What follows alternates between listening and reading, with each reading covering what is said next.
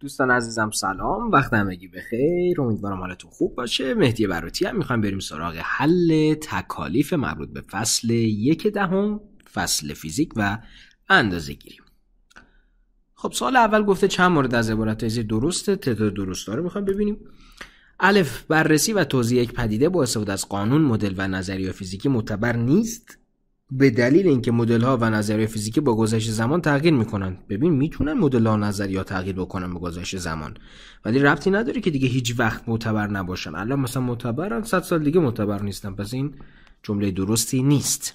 ب میگه تفکر نقادانه و اندیشه ورزی فعال از اهمیت بیشتری نسبت به آزمایش و مشاهده در فیزیک برخوردار است. یادتونه یه مهم داشتیم، یه مهمتری گفته بودیم آقا مهمترینش اونی که بیشترین اهمیت رو داره تفکر نقادانه و اندیشه ورزی فعاله، ولی خب چیزای زیادی هستن که مهم بودن.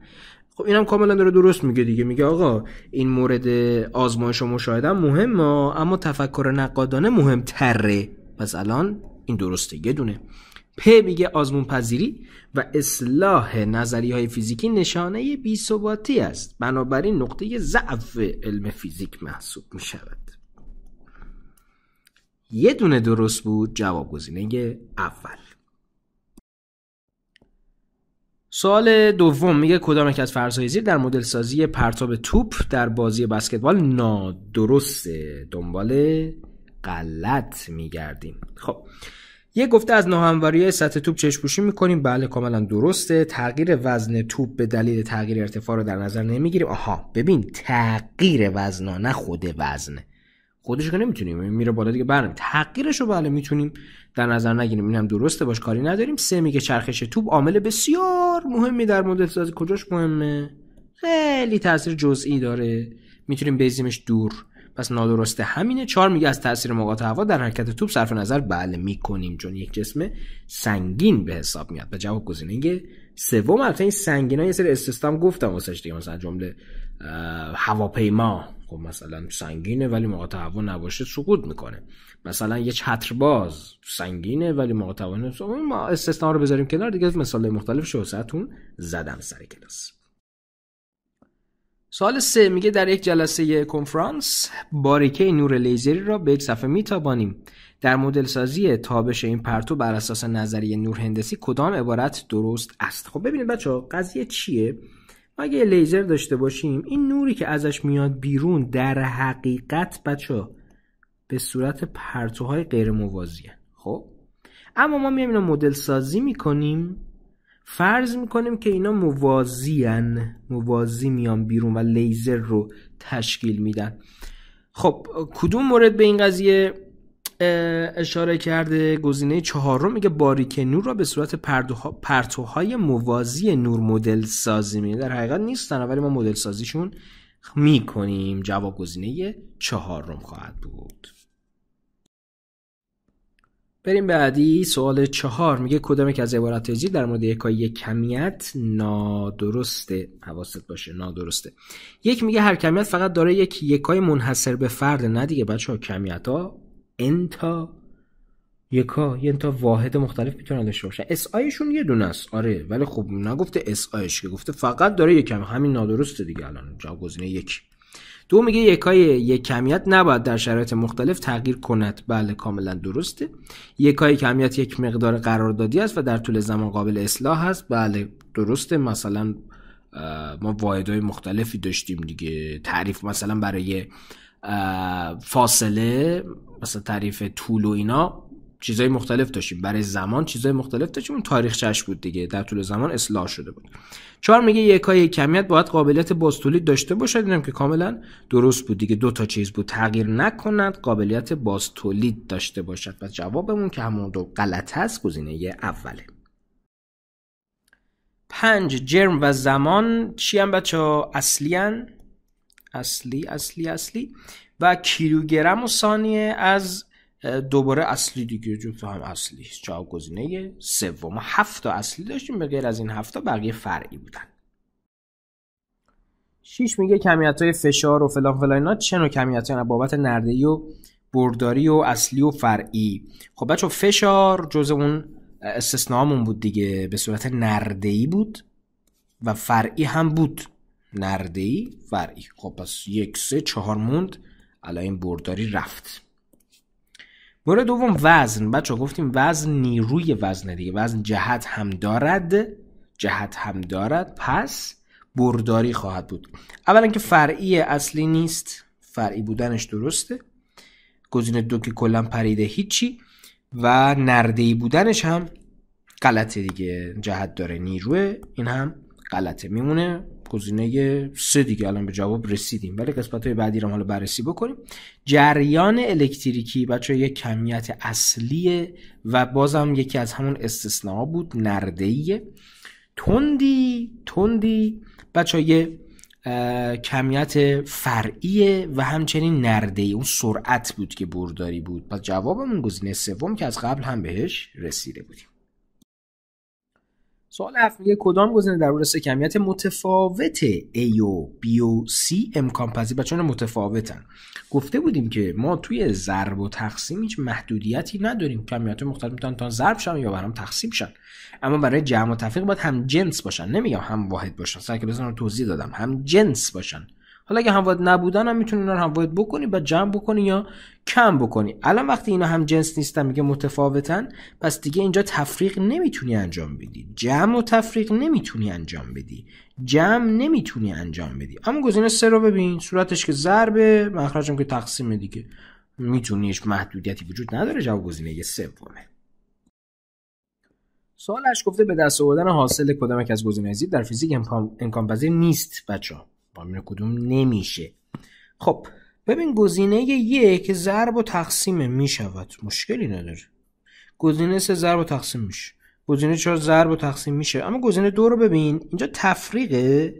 بعد خب این لیتره، ببین از جنس حجمه، این متر مربع مساحت، این جنساشون با هم فرق میکنه. چجوری میخواین تقسیم بکنی؟ یعنی اصلا کم بکنی، محاسبهش رو انجام بدی. و جواب گزینه دوم نمیشه.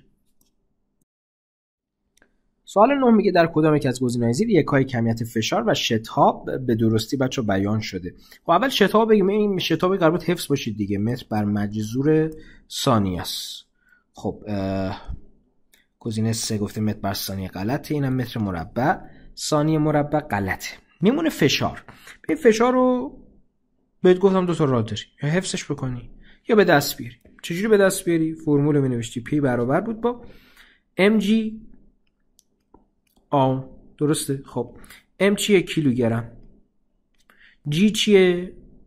متر بر مجذور ثانیه، همون شتاب جاذبه است دیگه.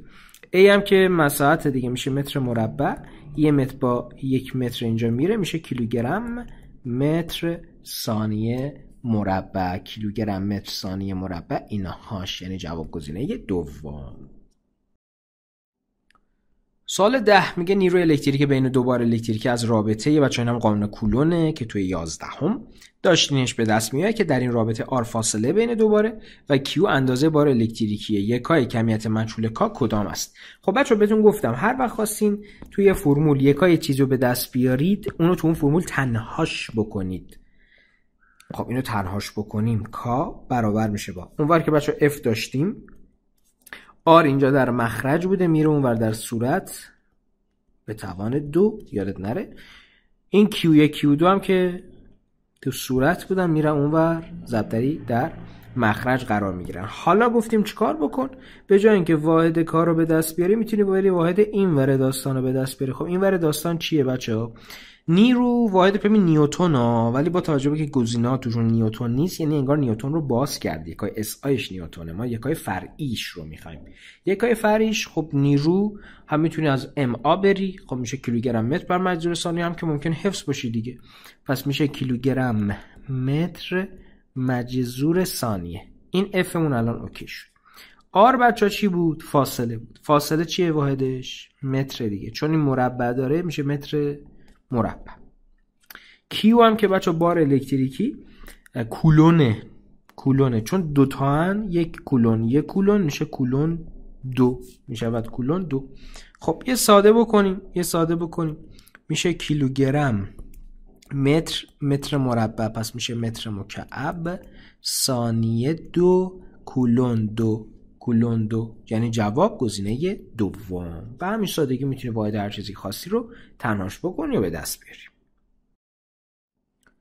سوال 11 میگه در رابطه mgx به علاوه 1/2 a اگر m جرم، x ارتفاع و g شتاب گرانش زمین باشه کمیت مجهول a یکاش چیه، از چه جنسیه؟ خب ببینید بچه‌ها یه نکته بهتون بگم. مگه قرار نبود اگه قرار چند تا چیزو با هم جمع بکنیم یا اصلا کم بکنیم یکی باشه؟ بله. پس ببین من اگه به صورت کلی همچین رابطه‌ای داشته باشم، مثلا این به علاوه این مساوی با مثلا این منهای این به علاوه این، بچه همه اینا باید واحدهای یکسانی داشته باشه. یعنی اگر مثلا چه میدونم این هست الکی مثلا کیلوگرم بر متر، این یکی هم باید کیلوگرم بر متر باشه، این یکی هم باید کیلوگرم، اینم همشون همینطور. پس یاد باشه در جمع و تفریق ها باید واحدها یکی باشه. آقا شما که میگفتی فقط همجنس، آره اگه همجنس بود بعد هم واحدش هم بکنید دیگه. مثلا میخوای بگی 2 کیلوگرم به علاوه 5 گرم، آره میشه اینا رو جمع کرد، ولی خب به هر حال بعد اینا رو بعدش هم واحد بکنی بعد جمع بکنی دیگه. درست شد. پس اینجا هم بچه‌ها همین داستان خواهد بود. اگر قراره که mgx به علاوه 1/2 a بشه که البته 1/2 اولا که تو پرانتز نوشته مضرب 1/2 در رابطه داده شده یک کار نداره. ثانیاً سر کلاس به شما گفته بودم دیگه ضرب ثابت، عدد ثابتی که قرار ضرب بشن یکایی نخواهند داشت. پس mgx واحدش باید با a یکی باشد. واحد mgx باید با a یکی باشد. اون چجوری می‌نویسیم؟ این کروشه اینجوری می‌ذاشتیم mgx یعنی واحد mgx باید با واحد a یکی باشد. خب در نتیجه واحد mgx m گفته جرمه، پس یعنی کیلوگرمه، ضرب داره. جیمون شتاب گرانشه، حالا هر نوع شتابی دیگه میشه متر بر مجذور ثانیه، ضرب در x رو که واحدش رو میخواهیم، حالا کروشه هم نذاشتی مهم نیست، حالا داریم درستش رو مثلا مینویسیم، مساویه با a مونم که البته x رو بهمون داده، a رو میخواد، x گفته ارتفاعه، خب بچه ارتفاع واحدش متر دیگه، کمیت مجهول a رو میخواد، ما واحد a رو میخواهیم، خب واحد a همین اینوری است دیگه. واحد a بچه چی میشه؟ میشه کیلوگرم متر مربع ثانیه مربع. خب این واحد چیه؟ بچه تو گزینه‌ها توان داده، انرژی داده. اگه حفظی که میدونی چیه، اگه حفظ نیستی خب بس مجبوری که بری به دست بیاوریش. مثلا انرژی گفتم انرژی مختلفی داریم، مثلا انرژی جنبشی فرق هم نمی‌کردن هیچ کدوم دیگه، 1/2 mv2. به جای اینکه واحد کار رو به دست بیاریم میتونیم واحد اینو به دست بیاریم که 1/2 هم که اصلا واحدی نداره، m میشه کیلوگرم. سرعت یا تندی هست متر بر ثانیه، اما چون اینجا توان دو داره میشه کیلوگرم متر 2 ثانیه 2. دقیقا همین اینه دیگه. پس جوابمون میشه گزینه 4. اگر بحث توان بود همین انرژی باید تقسیم بر یه زمان هم بشود. سر کلاس این رو بررسی کردیم. همین انرژی یعنی یه دونه ثانیه 3 باید تو مخرجش میذاشتیم که واحد توان رو ایجاد میکردیم. سوال 12 میگه 746 سانتی متر مکعب به ترتیب از راست به چپ معادل چند میلی متر مکعب و چند لیتره. خب بچا سانتی متر مکعب بخواد بشه میلی متر مکعب میدونیم یا جبرئیل باید بریم، پس مینویسیم 746 سانتی متر مکعب برابر با 746 در 10 به توان یه چیزی میلی متر مکعب. حالا سانتی -2 میلی -3 -2 منهای -3 میشه -2 به علاوه 3 یعنی میشه یک ضرب در حال توانش میکنه میشه 3. پس میشه 746 در 10 به توان 3. گزینه‌ها رو بچه‌ها نگاه بکنیم 746 در 10 به توان 3، ولی الان مثلا گزینه 2 هم همینا به صورت نمادگذاری علمی نوشته. به صورت نمادگذاری علمی این دقیقا باید ممیز رو باید کجا بزنیم؟ باید اینجا بزنیمش دیگه. پس میشه 7/46 در 10 به توان 5. یعنی این هم بچه‌ها میتونه جواب باشه. یعنی مثلا خوشحال الان خیلی شاید خوشحال میشد گزینه 1 رو میزدن دیگه، میگفتن آقا این اصلا سواله با یه قسمت حل شد. در صورتی گزینه 2 هم همینه، حتی گزینه 4 هم همینه، گزینه 4 هم همینه. بله خب اما وقتی میخوایم به لیتر تبدیل بکنیم دیگه باید با ضرب زنجیره‌ای بریم. البته این ذهنی هم میشه رفت و سانتی متر مکعب بخوای لیتر تبدیل کنی ذهنی هم میشه، ولی حالا ضرب زنجیره‌ای مثلا 746 سانتی متر مکعب ضرب داره. میخوام سانتی متر مکعب حذف بشه لیتر ایجاد بشه. 1 لیتر میدونستیم 10 به توان 3 سانتی متر مکعب خواهد بود. پس این میشه 746 ضرب داره میاد بالا، میشه 10⁻³ سانتی متر مکعب. خب بچه توی این قضیه دیگه گزینا همشون اومدن نمادگذاری علمی کردن. این برابر میشه با ممیز رو دوباره باید اینجا بزنیم، میشه 7/46 ضرب در 10⁻⁻1 سانتی متر مکعب، یعنی این گزینه دوم. سوال 13 میگه اگر فاصله زمین تا زحل برابر با 1.2 ترامتر باشد، این فاصله چند یکای نجومی یعنی ایو فاصله زمین تا خورشید 2×10⁻11. بچه با یکای نجومی که آشنا شدین ولی اصلا مهم نیست، بهتون گفتم داستان مستان تعریف کردم مهم نیست، روابط بین این واحدها برای ما مهمه که نقشه راهمون رو بکشیم و بعدم طبق همون همه رو هم تبدیل بکنیم. این تاریخچه چی و چیکار کرد و چی بود و اینا اصلا واسه ما اهمیتی نداره. الان من میخوام ترامتر تبدیل بشه به ایو. آیا رابطه مستقیم ترامتر و ایو رو دارم؟ خیر. ایو با کی رو دارم بچه؟ فاصله زمین تا خورشید همون 1 ایو با متر رو دارم. پس معلومه که ترامتر اول باید بیاد بشه متر، بعد متر بشود ایو همون یکای نجومی. اوکی خب این است بریم تبدیل رو انجام بدیم. 1.2 ترامتر. خب این مرحله اول ما که ترامتر میخواد بشه متر، ضرب زنجیری که اصلا نباید انجام بدیم، حتی جبرئیل هم نمیخواد دیگه آقا. این ترا در 12 دیگه، درسته؟ پس این برابر میشه با 1.2 در 10⁻12 متر و مرحله اول ردیفه. اگر مثلا جفتشون پیشوندار بودن از جبرئیل میرفتی، ضرب زنجیری نمیخواست بری. حالا متر باید بشه ایو، این دیگه با ضرب زنجیریه. چرا؟ چون جبرئیل برای پیشوندارها بود. خب میخوایم متر حذف بشه، ایو ایجاد بشه. دقیقاً همین رابطه رو میگه فاصله زمین تا خورشید انقدر، یعنی 1 ایو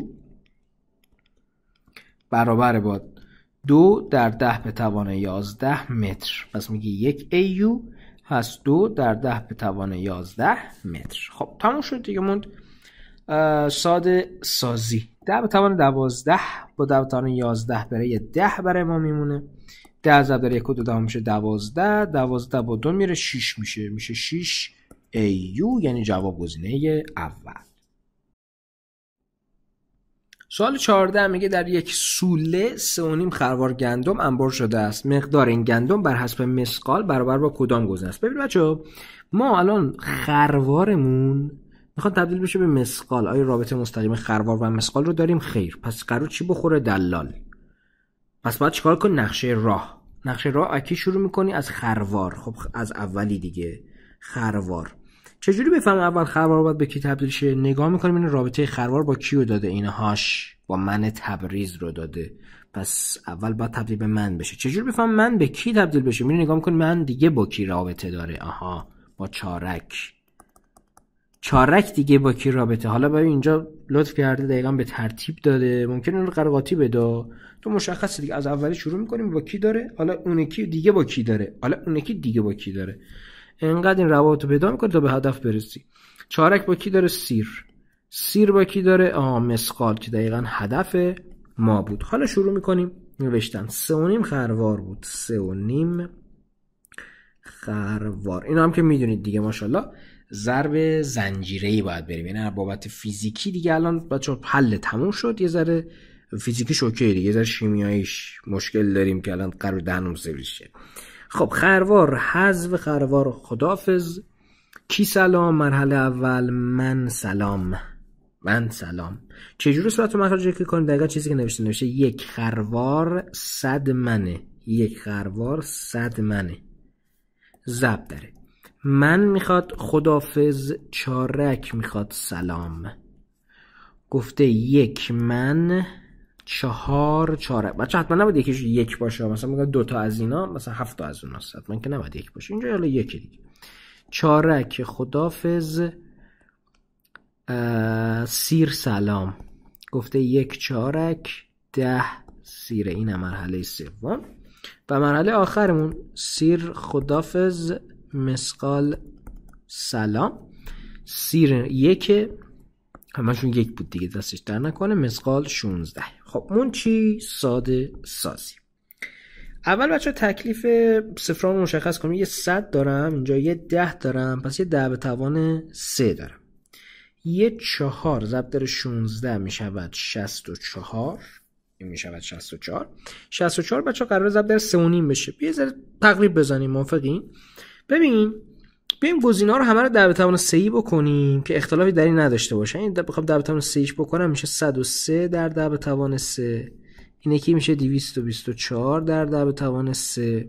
این یه 0.4 رو بهش بدیم میشه 2240 در 10 به توان 3 و اینم میشه 1030 در 10 به توان 3. خب الان دیگه اختلافشون در 10 به توان 3 شون نیست. مثلا من دیگه با 10 به توان 3 کاری ندارم. 3.5 بچه میخوایم ضرب در 64 بکنیم. بیایم فرض بکنیم مثلا 64 نبود، مثلا 60 بود. یه ذره تقریب بزنیم. خب 3 تا 60 تا بچه میشه 180 تا به علاوه یه نیم تا 60 تا هم یعنی 30 تا. خب میشه چقدر؟ میشه 210 تا. خب یه ذره ما کوچیکش کرده بودیم دیگه. این 60 که نبود، 64 بود. خب بچه به نظر شما کدوم جوابه؟ 103 جوابه، این که کوچیک‌تره. 224 جوابه، 2240 جواب یا 1000. خب معلومه دیگه 224 جوابه. جواب گزینه دوم. از این تقریبا میشه استفاده کرد در حل سوالات و محاسباتشون، زمانی که گزینه‌ها خیلی با هم اختلاف خواهند داشت. سوال 15 میگه 9 در 10 به توان 9 نیوتن متر مربع بر کولون مربع معادل چند نیوتن سانتی متر مربع میکروکولوم مربع. خب ببینید بچه‌ها اینجا قرار چه اتفاقی بیفته؟ قرار متر مربع بشه سانتی متر مربع و همچنین کولون مربع بشه میکروکولوم مربع. این نیوتن که واسه اتفاق نه، نیوتن بوده، نیوتن هم هست، پس اون تبدیلی نخواهد داشت. چجوری تبدیل میکنیم؟ چون پیشوند دارن جبرائیل میزنیم قشنگ خوشگل، بنویسیمش 9 در 10 به توان 9. اصلا نمیخواد دیگه بنویسیمش، میخوام بنویسیم حالا قاطی نکنیم. میشه نیوتن متر مربع کولون مربع. میخوام ببینیم میشه 9 در 10 به توان 9 ضرب در 10 به توان یه چیزی که البته یه چیزی همون هم بچه میدانید دیگه، چون مخرج داره 2 تا داریم دیگه، یعنی برای صورت جدا، برای مخرج هم جدا، برای هر کدومشون جدا جدا دیگه. این 10 تا چیز میخواست با هم ضرب بشه و هم تبدیل بشه، در حقیقت 10 به توان یه چیزی همون باید 10 تا باشه. نیوتن سانتی متر مربع میکروکولون مربع. خب بریم تبدیل رو انجام بدیم بچه. اینا که اوکی هن، اصلا با هم خط میخورن میرن. متر مربع سانتی متر مربع، این صفر این منفی 2، صفر منهای منفی 2 میشه خود 2 ضرب در توان بشه اینجا میشه 4. بعدی این صفر این منفی 6، صفر منهای منفی 6 میشه خود 6. 6 2 تا 12 تا 12 10 به توان 12 بیاد بالا میشه 10 به توان منفی 12، 10 به توان منفی 12 با 10 به توان 4 میشه 10 به توان منفی 8 با 10 به توان 9 میشه 10. میشه 10 یعنی 90. پس 90 تا همون چیزی که سوال میخواست. جواب گزینه 4. سوال 16 میگه یکی از یک‌های پرکاربرد انرژی که در صنایع برق از آن استفاده میشود کیلووات ساعت. ساعت نیست، این ساعت است. اگر انرژی مصرفی توسط یک دستگاه الکتریکی برابر با 1 کیلووات ساعت باشه، این مقدار انرژی برابر با چند ژوله؟ بچه‌ها وقتی میگه ژول منظورش SI داستانه. SI توان که کیلووات نیست، واته. SI این زمان که ساعت نیست، ثانیه است. پس عملا داره میگه کیلووات ساعت رو شما زحمت بکش تبدیل بکن به وات ثانیه، میشه ژول. میشه ژول یعنی SIش دیگه، بس این SIش قبوله. خب اوکی این کار انجام میدیم. 1 کیلووات ساعت. خب کیلووات بچه بخواد بشه وات که دیگه ضرب زنجیره نمیخواد، حتی جبرائیل هم نمیخواد دیگه. تو کافیه که چیکارش بکنی؟ ضرب در 1000ش بکنی دیگه. ضرب در 1000 کیلو 1000 دیگه، درسته؟ پس این تا اینجا برابر میشه با 10 به توان 3 وات ساعت. حالا ساعت میخواد بشه ثانیه، ضرب زنجیره ساعت حذف بشه، ثانیه ایجاد بشه. میدونی 1 ساعت 3600 ثانیه است. پس این برابر میشه با 3600 ضرب در 10 به توان 3 که حالا گزینه هامونم این شکلی نیستن. باید بریم چیکار بکنیم؟ به یکی از این حالتا درش بیاوریم. مثلا اگر ما نمادگذاری علمی بکنیم، یعنی بعد از 3 ممیز بذاریم میشه 3 و 6 تا ضرب در این 3 تا ممیز زدیم، اون 3 تا میاد روش دیگه میشه ضرب در 10 به توان 6 وات ثانیه که بله دقیقاً گزینه سوم به همین مورد اشاره کرده. سوال 17 میگه کشتی مسافربری با تندی 120 گره پس از چند ثانیه فاصله دوشر به مسافت 4000 مایل رو میپیماید. خب بچه‌ها این با سوال متداولیه. ببین رابطه ای شما توی نهم خوندین فصل حرکت و همچنین تو 12 فصل هم دوباره حرکت دیگه، حرکت شناسی چی بود؟ دلتا x برابر با v دلتا t. الان اینجا اومده این مسافت رو داده، حالا این جابجایی یا فرقی نمیکنه در این مورد. بعد سرعت یا تندی هم داده، اینو میخواد. خب اینو مگه ثانیه نمیخواد؟ پس شما سرعتت باید متر بر ثانیه باشه و همچنین جابجاییت هم باید متر باشه که این ثانیه در بیاد، که این حالا اینم فلش بزنم براش که این ثانیه در بیاد. درسته؟ خب پس تکلیفمون الان مشخصه. ما باید بریم 120 گره رو تبدیلش بکنیم به این تندی دیگه متر بر ثانیه و همچنین فاصله دوشر که مایله تبدیلش بکنیم به متر. تموم دیگه، بریم کار انجام بدیم. خب 120 گره رابطه‌ای که به من داده، بله رابطه مستقیم گره با متر بر ثانیه رو داده. ممکن بود دوباره دلال لازم باشیم که اینجا نیستیم دیگه. میخوام گره حذف بشه، متر بر ثانیه که واحد SI تندی و سرعت ایجاد بشه. گفته تقریبا هر گره نیم متر بر ثانیه است. خب گره با گره میره، 120 ضرب در نیم یعنی 120 دوم دیگه میشه 60 متر بر ثانیه. بله این اوکی شد. بریم سراغ 4000 مایلمون. 4000 مایل ضرب در مایل در دریا برابر با 1800 متر. بچه مایل دریایی با مایل زمینی فرق میکنه، اینا تعریفشون فرق میکنه. واسه ما مهم نیست، صرفا محض اطلاعات عمومی دارم بهتون میگم، وگرنه خود سوال رابطه رو به ما میده دیگه، اصلا مهم نیست بدون فرق میکنه یا نمیکنه. میخوایم دوباره بدون واسطه مایل رو تبدیل بکنیم به متر. گفته هر مایل 1800 متره، اینجا میشه 1800. درسته؟ خب پس این برابر میشه با 4000 ضرب در 1800. خب بنویسم 4 ضرب در 18 ضرب در این 2 تا صفر، اینم 3 تا صفر، پس میشه 5 تا صفر متر. آقا چرا 4 ضرب در 18 نکردی؟ کاری نداره که. آره دیگه میگه 4 تا 10 تا 40 تا 4 تا 32 تا میشه 72 تا.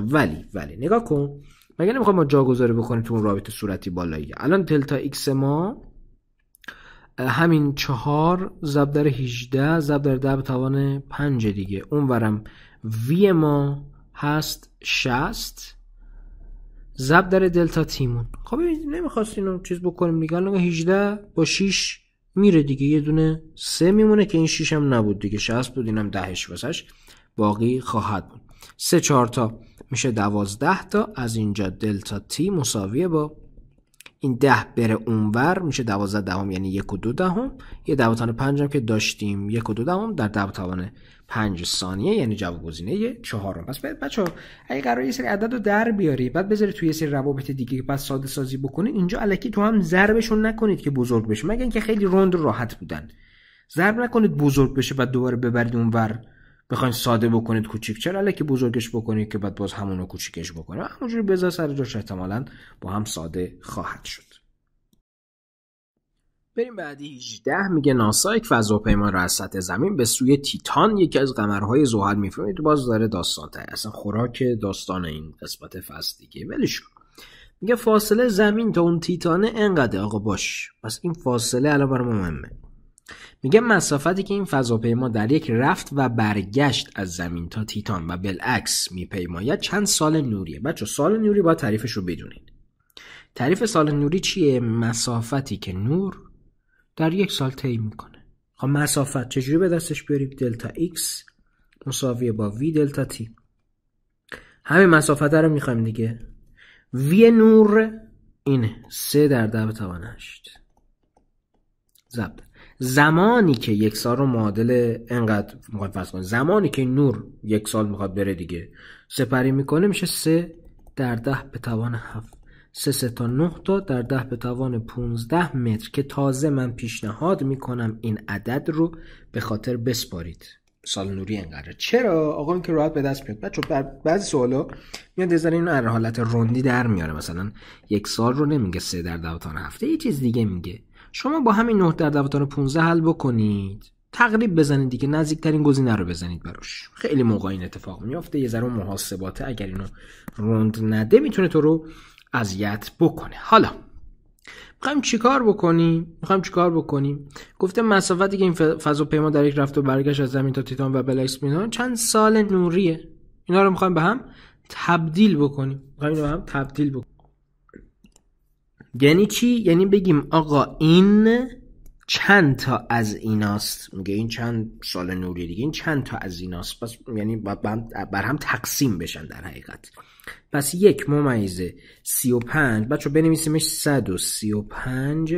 بعد اون 2 تا ممیز رو به جای 10 تا 9 بنویسیم 10 تا 7 تقسیم بره 9 در 10 به توان 15. درست شد. خب 135 بچه به 9 میشود 15. 10 به توان 15 بیاد بالا میشه 10 به توان منفی 15. 10 به توان منفی 15 و 7 میشه 10 به توان منفی 8 میشه 10 به توان منفی 8. البته بچه این کیلومتر هم بود دیگه. 10 به توان 3 اینجا باید ما در حقیقت داشته باشیم. پس این میشه 10 به توان 8. 10 به توان منفی 8 ضرب در 10 به توان 3 که با هم میشن 10 به توان منفی 5. پس اینجا میشه 15 در 10 به توان منفی 5. اما به این نکته با توجه میکردیم، الان حالا تو گزینه‌ام نداده دیگه، خوب بود میداد. میگه رفت و برگشتش. خب این فقط رفتش بود. برگشتش هم که میشه یه دونه دیگه از اینا. پس یعنی این باید ضرب در 2 بشه دیگه که بشه رفت و برگشت. پس میشه 30 در 10 به توان منفی 5. یه صفرشو میدیم میشه 3 در 10 به توان منفی 4. واحد هم که نداره دیگه، چند برابرونه؟ انقدر برابره. جواب میشه گزینه 0. سوال 19 میگه ابعاد مکعب مستطیلی این در اینه. بچه واحداش فرق میکنه. سانتی متر، اون یکی دکامتر. حواستون باشه اگه دی خالی بود میشه دسی، اگه دی ای بود میشه دکا. دکا در بطن مثبت 1، دسی در بطن منفی 1. اون یکی هم که نانومتر. میگه حجم مکعب مستطیل بر حسب لیتر و دسیمتر مکعب چجوریه؟ خب بچه من وقتی لیتر میخوام، دوست دارید حجمتون چی باشه واحدش؟ ببین میخوام این سه تا رو تو هم ضرب بکنم. دوست دارید حجمتون چی باشه؟ سانتی متر مکعب باشه. پس همه اینا رو باید سانتی متری بکنیم دیگه. اولی که سانتی متری هست اینا باید بکنیم سانتی متر، هم بکنیم سانتی متر. چجوری؟ جبرئیل. کاری نداره. خب بریم این کار رو انجام بدیم. 1 در 10 به توان 10 یعنی همون 10 به توان 10 نانومتر. میخوایم ببینیم هست چند سانتی متر. یه 10 به توان 10 که خودش داره ضرب در 10 به توان یک چیزی. نانو منفی 9 سانتی منفی 2 منفی 9 منهای منفی 2 میشه منفی 9 به علاوه 2 یعنی میشه منفی 7. پس این برابر میشه با 10 به توان 10 ضرب در 10 به توان منفی 7 یعنی 10 به توان 3 سانتی متر. اون یکی رو تبدیل بکنیم چقدر؟ 3 صدم دکا متر. اینجا میشه بنویسیم میشه اصلا 3 در 10 به توان منفی 2 دکا متر. میخوایم بشه سانتی متر. 3 در 10 به توان منفی 2 ضرب در 10 به توان یه چیزی. دکا گفتیم مثبت 1، سانتی منفی 2، مثبت 1 منهای منفی 2 میشه 3. میشه 3. پس این برابر میشه با بچه 30 سانتی متر. حجم رو میخوایم به دست بیاریم. همه رو تو هم ضرب کنیم. بچه اینا رو میخوایم ضرب کنیم باید واحدشون یکی باشه دیگه، تو هم ضربشون بکنیم که بشه مثلا سانتی متر مکعب. خب میشه 25 ضرب در 30 ضرب در 10 به توان 3. 25 ضرب در 3 میشه 75 ضرب در یه صفرش هم میده به 10 به توان 3 میشه 10 به توان 4 سانتی متر مکعب. اول از همه میخوایم به چی تبدیل بکنیم؟ لیتر. ضرب در سانتی متر مکعب حذف لیتر ایجاد 1 لیتر 10 به توان 3. 10 به توان 3 با این 10 به توان 4 میره، یه 10 میمونه دیگه. پس میشه 750 لیتر. گزینه 1.75 صدم البته قسمت اولشه دیگه، 750 کاملا درسته. 7.5 در 10⁻² غلطه، گزینه 3 غلطه، گزینه 2 750 درسته و گزینه 4 هم بله این هم درسته، این هم درسته. خب بریم قسمت بعدی. گفته چند دسیمتر مکعبه. اوکی 70 این متر هم اینجا پاک شد. 75 در 10⁴ سانتی متر مکعب. میخوام ببینیم چند دسیمتر مکعب. با جبرئیل میریم در 10⁴ ضرب در 10⁻1 چیزی. سانتی -2 دسی -1 -2 منهای -1 یعنی میشه -2 به علاوه 1 یعنی -1 ضرب در 3 میشه -3. پس این برابر میشه با 750. اینم که 750 شد دیگه اصلا با هم یکسان شدن. دسی متر مکعب. این اصلا اینجا میتونیم نتیجه بگیریم بچه لیتر همون دسی متر مکعب خواهد بود دیگه. لیتر همون دسی متر مکعب خواهد بود. پس جواب گزینه 4 این همون 750 دیگه. جواب گزینه 4. سوال 20 میگه دوچرخه سواری فاصله 2 شهر تهران تا شهر کرد رو رکاب میزنه. دستش در نکن. اگر تندی این دوچرخه سوار 20 کیلومتر بر ساعت باشد و 24.4 ساعت هم طول بکشه تا دوچرخه سوار از تهران به شهر کرد برسه، فاصله این دو شهر به صورت نمادگذار علمی چند مایله؟ خب این دوباره فاصله رو میخواد، سرعت داده، زمان داده. چجوری؟ دلتا x برابر با v دلتا t. خب ببین با توجه به سازگاری یکه ها من اگر اینو کیلومتر بر ساعت بذارم، از این ور زمانم هم ساعت بذارم، دلتا ایکس هم کیلومتری در میاد. درسته؟ پس این میشه 20 ضرب در 24/4. این هر عددی که شود که این میشود چند؟ میشه 802 تا.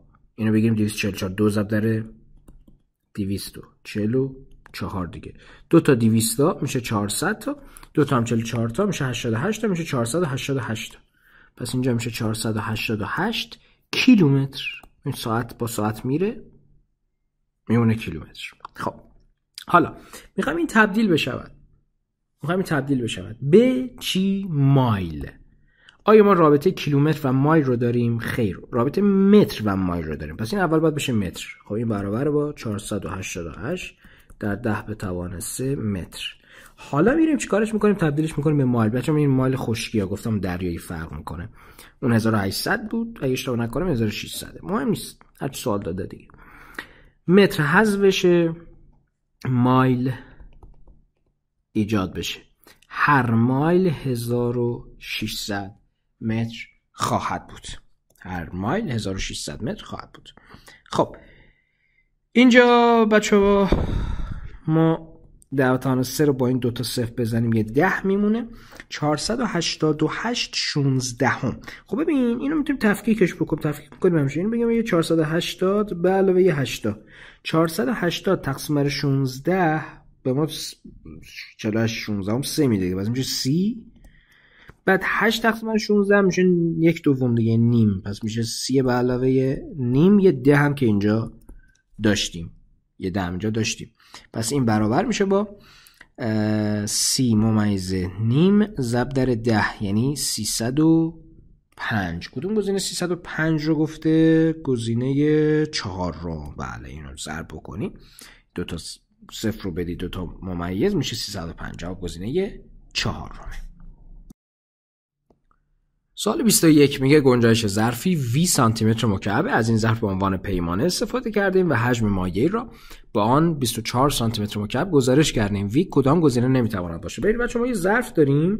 وقتی این پیمانه است، پیمانه رو بچه‌ها نصف نیمه که نمیشه ریخت دیگه. مثلا باید پرش کنی، بگی یه دونه، بعد مثلا خالیش کنی، بعد یکی دیگه بریزی بشه 2 تا، 3 تا 4 تا. پس ببینین نتیجه تو اون حجم آخری که میخوای اعلام بکنی باید ضریبی از حجم پیمانت باشه دیگه. پس این 24 که ما گزارش کردیم ضریبی از حجم پیمانمونه. پس میتونه پیمانه ما 6 باشه که مثلا 4 تا پیمانه برداشتیم، 8 باشه که 3 تا پیمانه برداشتیم، 12 باشه که 2 تا پیمانه برداشتیم شده 24. چجور 48 بوده؟ نصفشو که ما با چشم نمیتونیم نصف رو اندازه بگیریم دیگه، پیمانه به همون تعداده کامل باید باشه. پس جواب اون چیزی که نمیتواند باشد گزینه اول خواهد بود. پس یادت باشه دیگه اون پیمانه باید یه جوری مقسوم علیه اون عدد گزارش شدهمون باشه. سوال 22 میگه آمپرسنج دیجیتالی مقدار جریان گذر از یک مدار را انقدر نشان داده است کمترین مقداری که این آمپرسنج اندازه‌گی میگیرد بر حسب میلی آمپر کدام گزینه نمیتواند باشه. بچه‌ها دقیقاً این سوال قبلیه، انگار این الان گزارش نهاییمونه، بعد می‌خوام ببینیم پیمانمون کدوم از اینا میتونه باشه. خب پیمانه قرار شد مقسوم لهی باشه دیگه، اگه تقسیم می‌کنی عدد صحیح بشه. یعنی 24 رو مثلا تقسیم بر 6 کردی شد 4، این شد 3، این شد 2، ولی 40 شد نیم، نمیشد دیگه. مثلا میتونی بگی 10 پیمانات چجوری مثلا چند تا 10 تا برداشتی شده 24 تا، نمیشه دیگه. پس اینجا هم همین کارو بچه‌ها باید انجام بدیم، ببینیم که کدوم از این گزینه‌ها مقسوم الیه این عدد نیست، چون گفته نمیتواند باشه.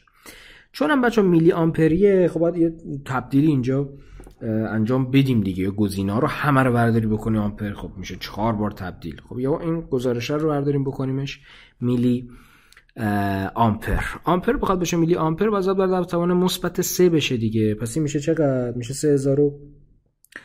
میشه 30720 در 10 به توان منفی 1.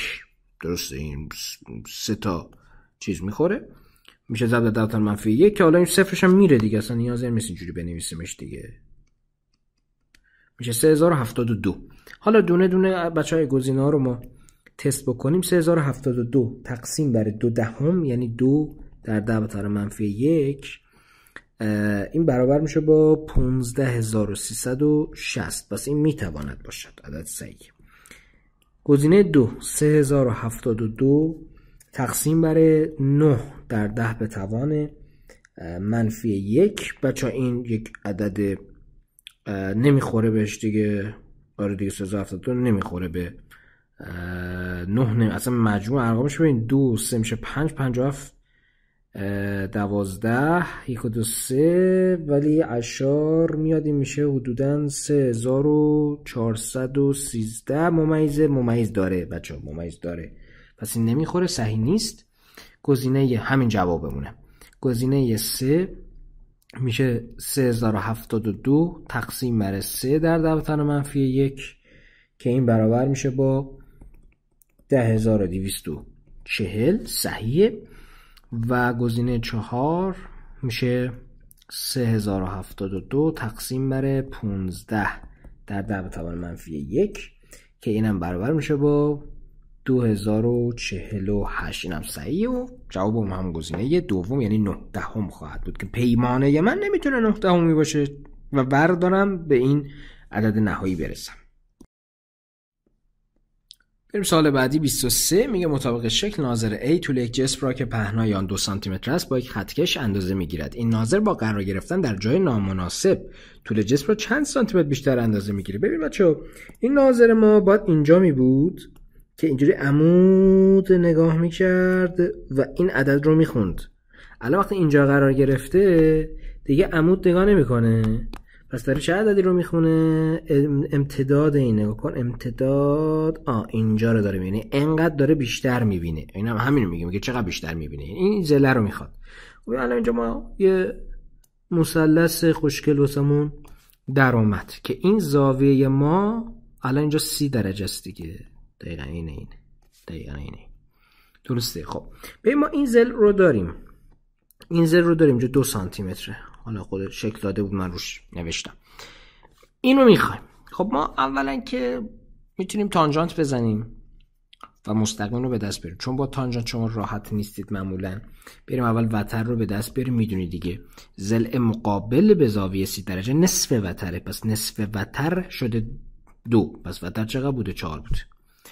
حالا ما اگر 4 رو ضرب در کوسینوس این زاویه بکنیم مجاور رو به ما خواهد داد. پس میشه 4 ضرب در کوسینوس 30 درجه. کوسینوس 30 درجه رادیکال 3/2. خود سوال برای اینکه از حالت گنگی در بیاد رادیکال 3 رو گفته 1/7 بگیرید. پس میشه 4 ضرب در 1/7 دوم. 4 با 2 میره میشه 2. 2 ضرب در 1/7 میشه 3/4. یعنی ما داریم 3/4 این رو بیشتر از اندازه واقعیش میبینیم. پس به این خاطر بود که گفتیم مهارت اون شخص آزمایشگر مهمه. 24 میگه تندی متوسط یک اتومبیل در یک مسابقه رانندگی توسط 10 نفر اندازه‌گیری شده. عددهای گزارش شده بچه‌ها به این صورتن. میگه کدوم گزینه نتیجه این اندازه‌گیری رو بر حسب کیلومتر بر ساعت به درستی نشون میده. بچه‌ها یه چیزام دقت بکنید. الان عددی که به ما داده کیلومتر بر ساعت، کیلومتر بر ساعت هم میخواد. یهو میبینی مثلا تو آزمون یه واحدی میده بعد آخرش واحد دیگه میخواد تا آخر حواست باشه تبدیل رو انجام بدهی. خب گفتیم توی این تیپ حالت ها، تیپ سوالات، اولین کاری که میکنیم چه داده های پرت رو باید تشخیص بدیم. 132 112 130 129 140 131 130 132 31 33. معلومه 112 پرت، 140 هم پرت. همشون از 29 تا 33 این بازی کوچیک بودن دیگه. حالا میتونیم همینجوری همه رو همینجوری با هم جمع بکنیم. میتونیم یه سری چیزاشو بریزیم دور. مثلا بچه‌ها 100ش رو بریزیم دور. یعنی فرض کنیم این 32 این 30. یادتونه یه چیزی رو ازش کم می‌کردیم، یه قسمتی رو که روندر ازش بکن بنداز دور دیگه. این الان 29 31 30 32 31 و 33. حالا شروع کنیم جمع کردن. تازه بچه در جمع کردن هم ببین مثلا میدونیم میتونیم چیکار بکنیم. مثلا 29 و 31 ذره اذیت کننده است. خب 29 و 31 انگار دو تا سی تا ان دیگه. یه دونه از این یکه بدی به این انگار دو تا سی تا ان دیگه. پس اینا رو هم تا الان 60 تا. درسته؟ 60 با 30 میشه 90 تا. 90 با این 30 میشه 120 تا. 120 تا. تازه میتونی یه کار دیگه هم بکنی. اینو 3 شو بذاری کنار، 1 شو بذاری کنار، 2 شو بذاری کنار، 2 شو هم بذاری کنار. یه 30 تا 3 تا، این 4 تا میشه چند تا؟ میشه 120 تا. با 120 میشه 240. حالا این تیکاش یه 3 با یه 1 میشه 4، با 2 میشه 6 و همین دیگه میشود 6. البته یه 2 هم اینجا داشت میشه 8. پس رو هم میشود 248. حالا تعدادش بچه چند تا بود؟ تعداد ما دیگه 10 تا نیست. این الان دیگه تبدیل میشه به 8 تا. پس من الان این 248 رو باید تقسیم بر 8 بکنم که برابر با، ببین 200 به علاوه 48 تقسیم بر 8 تفکیکش کردم. 200 رو بخوای تقسیم بر 8 کنی باید 3 بار نصفش بکنی. یه بار نصف کنی میشه 100، یه بار دیگه میشه 50، یه بار دیگه میشه 25. پس این میشه 25. 48 هشتم هم که میشه 6 دیگه. پس این میشه 31. حالا مگه 100 تا از همه کم نکرده بودی؟ 100 تا رو میذاری سر جاش میشه 131. جواب گزینه دوم. سوال 25 میگه با ترازوی دیجیتالی که دقت اندازه‌گیری آن بچا 1/10 گرمه جرم جسمی رو اندازه گرفتیم، کدام مقدار نمیتواند گزارش نتیجه اندازه‌گیری بر حسب گرم باشه؟ ببین گرم داده، گرم هم میخواد. میگه یه چیز دیگه داد حواست بشه تبدیل بکنی. خب بچه‌ها وقتی دقت 1/10، خب پس من بعد از اشارم یک رقم باید داشته. دقت این چنده؟ 1/10. دقت اینجا 1/10. دقت این چنده؟ 1/10. اما دقت این چنده؟ این دقت 1/100 در -2 گرمه. پس این نمیتونه نتیجه ما باشه. این صفرها این معنی دارن دیگه. گفتیم در فیزیک 32.9 با 32.90 با هم متفاوت از نظر دقت. سر کلاس اینو بهتون گفته بودم.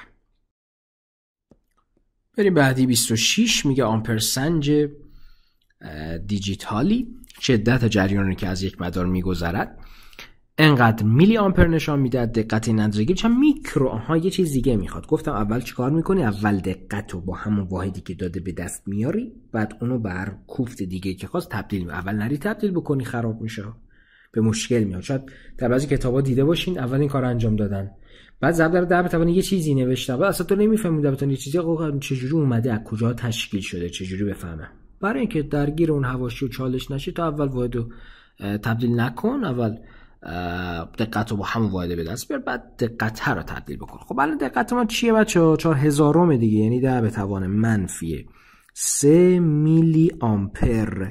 میخوایم ببینیم چند میکرو آمپر 10 به توان منفی 3 که داریم، میشه ضرب در 10 به توان یک چیزی. به خیلی ساده میتونی تبدیل انجام میشه. منفی 3 منفی 6 منفی 3 منهای منفی 6 میشه مثبت 6 دیگه، منفی 3 به علاوه 6 میشه 3، پس این میشه 1. چی دیگه 10 به توان منفی 3 ضرب در 10 به توان 3 میشه 1. پس دقت ما میشه 1 میکرو آمپر به همین سادگی. 27 میگه چند تا از عبارت ریزی درسته. میزان تراکم ذرات یک ماده با جرم یکای حجم آن ماده بیان میشه. بچه تراکم ماده به همون غلظتش، به همون چگالیش برمیگرده دیگه، که میگه جرم یکای حجم یعنی ام ویوم که همون چگالی ماه سنجیده میشه. پس الف درسته، تعداد درستا رو میخوایم. ب میگه وقتی چگالی یک جسم بیشتر باشه لزوما آن جسم سنگین تره. نه دیگه ربطی نداره. مثلا ممکنه تو 1 کیلوگرم روغن داشته باشی، 1 گرم آب داشته باشی. خب بچه 1 گرم آب رو بندازی تو 1 کیلوگرم روغن، درسته که خیلی سبکتره ولی کجا میره ته ظرف ما. چرا؟ چون چگالیش بیشتره. پس این قضیه ربطی نداره. میگه هر گرم بر سانتی متر مکعب، گرم بر سانتی متر مکعب میگه چیه؟ معادل با 10 به توان 3 یعنی 1000 کیلوگرم بر متر مکعب. کاملا درسته دیگه. ما برای تبدیل گرم بر سانتی متر مکعب به کیلوگرم بر متر مکعب میرفتیم ضرب در 1000ش میکردیم. پس این معادله کاملا درسته. پس تا الان 2 تا.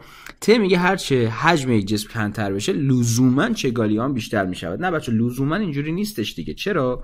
در رابطه رو مساوی با ام ویوم فرض بکن من مثلا 2 لیتر آب دارم، بیام بکنمش 1 لیتر آب، یعنی حجمش رو کم بکنم. خب آقا این 2 لیتر آب شد 1 لیتر آب، حجمش 1/2 شد. خب جرمش که وای نمیشه نگاه بکنی که اونم 1/2 میشه.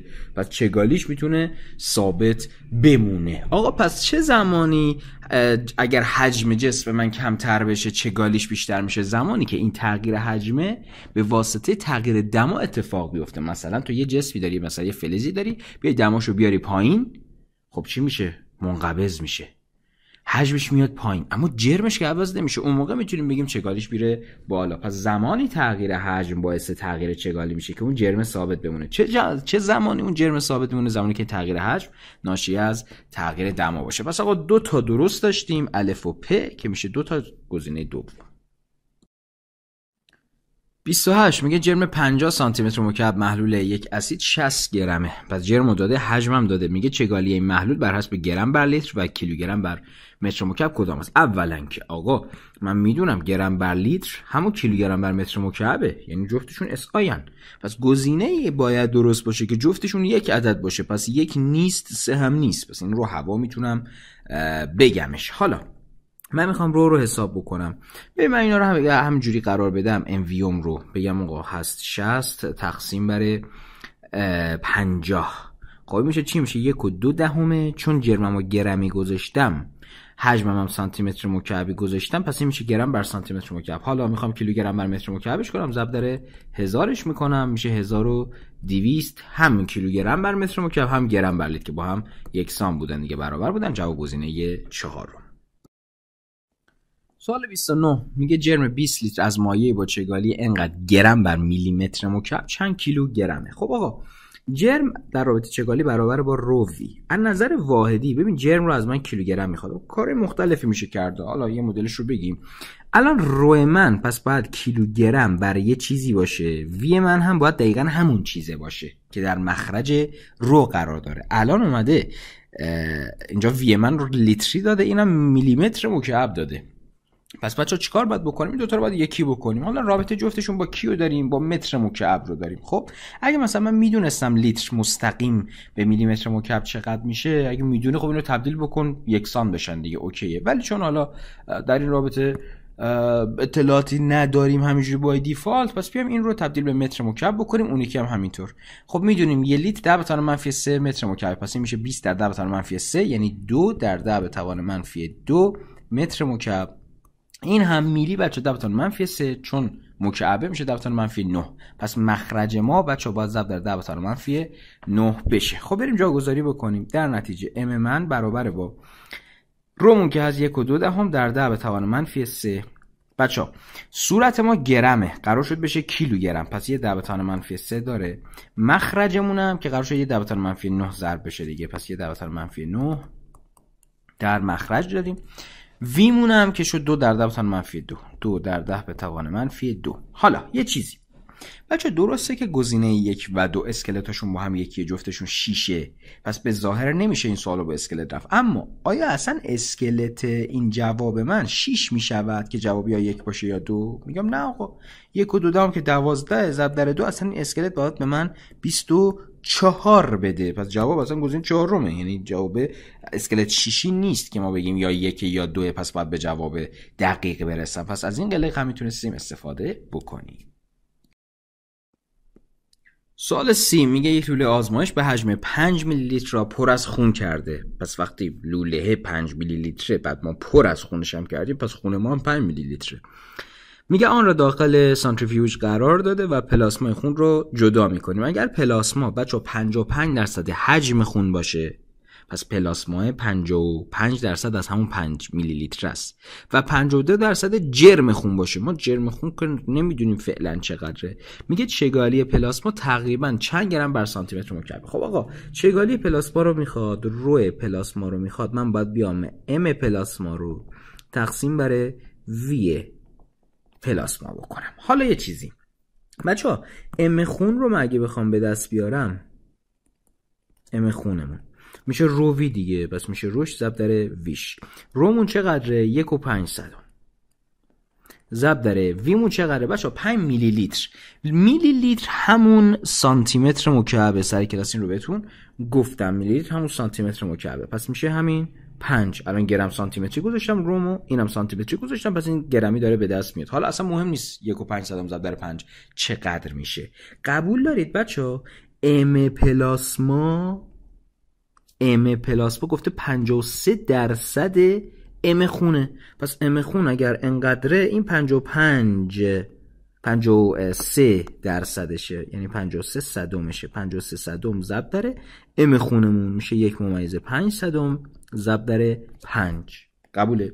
ویش چقدره؟ 55% حجم خونه، پس اینم میشه 55% حجم خونمون چقدر بود؟ همین 5 سانتی متر مکعب دیگه، پس اینم میشه 5.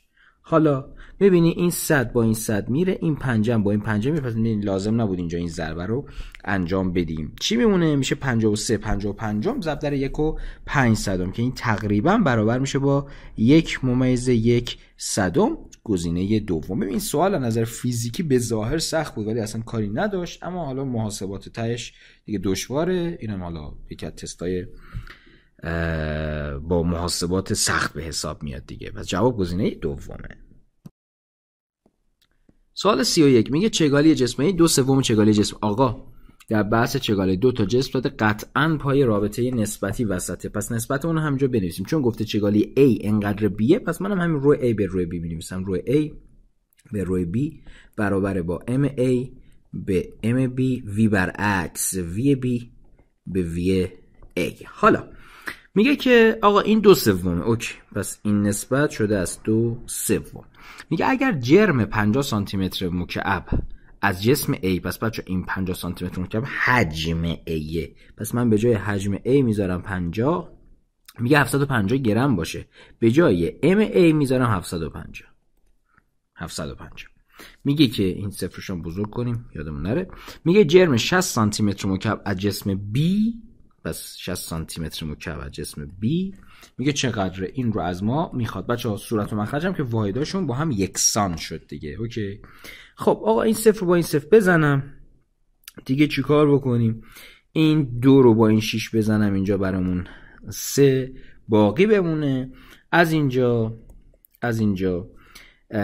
ام بی من برابر میشه با بچه ام بی رو میبرم اونور بره در صورت، اینور این 3 رو میبرم اینور اینم بره در صورت، پس میشه 3 ضرب در 3 یه 9 ضرب در 750 پنجم. 750 پنجم. خب آقا 75 پنجم برابر با چی میشه؟ عدد میخواد تقسیم بر 5 بکنی باید ضرب در 2 دهمش بکنی دیگه.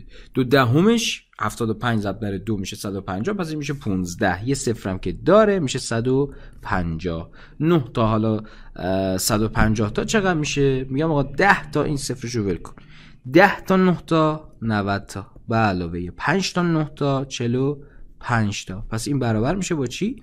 میشه 135. یه صفرم داشت دیگه که ولش کرده بودیم، پس میذاریم جلوش میشه 1350، یعنی جواب گزینه 4. 32 چگالی مایع A دوباره 4 پنجم چگالی مایع B. پس می نویسم رو A به رو B برابر با MA به MB ضرب در VB به VA. خب میگه که آقا این چگالی A 4 پنجم B، پس این نسبت میشه و 4 پنجم. اگر حجم 8 کیلوگرم از A 8 کیلوگرم A 10 لیتر باشه، پس VA 10. حجم 5 کیلوگرم از B 5 کیلوگرم از B میگه چند لیتره. خب پس ببین این مخرجم رو من الان لیتری گذاشتم، صورتم لیتری به دست میاد، سوالم لیتری میخواد، پس همه چی اوکی دیگه با هم جور در میاد. اگه مثلا چیزی که میخواست خب من لیتر به دست می آوردم، بعد حالا تبدیل به هر چیزی که میخواستم میکردمش. خب می 5 اینور با 5 اینور میره، 8 با 4 میره، یه 2 برای من باقی میمونه. بعد این 2 هم با این 10 بره اینجا 5 برای من باقی میمونه. این ور یه وی بی مون، یه 5 هم در مخرج میره، در صورت 5 کلا مون دیگه، پس وی ما میشه 5. جواب گزینه 4. 33 بازم همون جوری رو A به رو B، یعنی دیگه شب خواب این نسبتی رو میبینی دیگه قشنگ. MA به MB ضرب در VA به VB به VA. فقط خواب خاصی ببینی، آخریشو باید برعکس ببینی دیگه، حواست باشه. خب میگه آقا چگالی جسم A 1.5 برابر چگالی جسم B. آقا 1.5 من نمی نویسم، می نویسم 3/2، کسری اشاری نمی نویسیم، همه رو تبدیل به کسر بکنیم. میگه اگر جرم 500 سانتی متر مکعب از جسم B، پس وی بی من 500، اینا رو درست بخونید دیگه، این جرم میاد کنار این میاره آقا سانتی متر مکعب حجم میشه. میگه حالا 200 گرمه، پس ام بی حالا 200. میگه جرم 0.2، آها نگاه کن داستان عوض شد.